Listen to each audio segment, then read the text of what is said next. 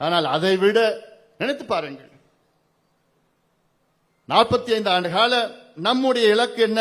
தமிழ்நாட்டிலே பூரண மதுவிலக்கு வேண்டும் என்று. இதை சொல்வதற்கு கூட மற்ற கட்சிகளுக்கு பயம், தயக்கம். ஆனால் களத்திலே நாம் சொல்லி சொல்லி சொல்லி சொல்லி இன்று தமிழ்நாட்டில் உள்ள அனைத்து கட்சிகளும் ஆம், நாங்கள் கொள்கை முடிவு பூரண மதுவிலக்கு. அது மட்டுமல்ல, இன்று பாட்டாளி மக்கள் கட்சியால் தொடங்கிய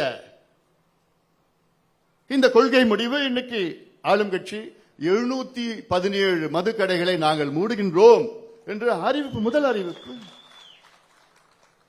இதுதான் நம்முடைய வெற்றி. இது பாட்டாளி மக்கள் கட்சியின் உண்மையான வெற்றி. இதுதான் எவ்வளவு எண்ணிக்கையில எம்பிக்கள், எவ்வளவு எண்ணிக்கையில எம்எல்ஏக்கள், எவ்வளவு சேர்மன், அதெல்லாம் அடுத்த கட்டம்.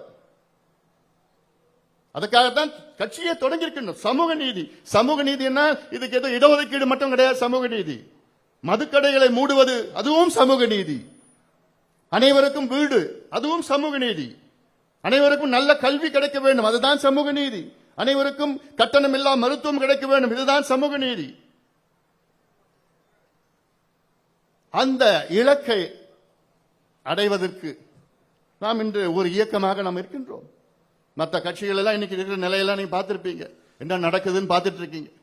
ஆனா நம்ம இன்னும் வீரியம் கொண்டு, இன்னும் வேகம் கொண்டு இங்க இருக்கின்ற அத்துணை நம் கட்சியில் உள்ள இளைஞர்களும் இன்னும் வேகமாக இன்று இருக்கின்றார்கள்.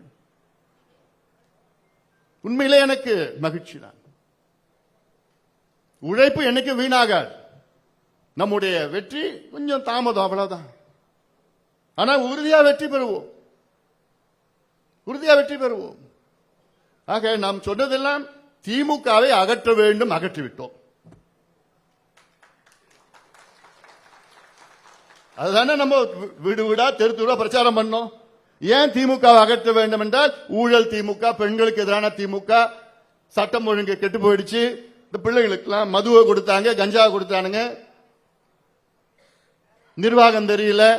எல்லாவற்றுக்கும் மேல் 4 ஆண்டுகளுக்கு முன்பு உச்சநீதிமன்றம் ஒரு தீர்ப்பை வழங்கி, என்ன வழங்கியது? தமிழ்நாட்டிலே வன்னியர்களுக்கு நீங்கள் இடஒதுக்கீடு வழங்கலாம் என்று உச்சநீதிமன்றம் 4 ஆண்டுகளுக்கு முன்பு தீர்ப்பு வழங்கியும் வேண்டுமென்றே திமுக அதை செய்யவில்லை. இது எவ்வளவு பெரிய ஒரு துரோகம்! இது சமூக நீதி பிரச்சனை, இது ஜாதி பிரச்சனை கிடையாது. இதை மக்களிடம் எடுத்து வைத்தோம். இதை என்னவென்று ஸ்டாலின் அவர்களுக்கு தெரியவில்லை.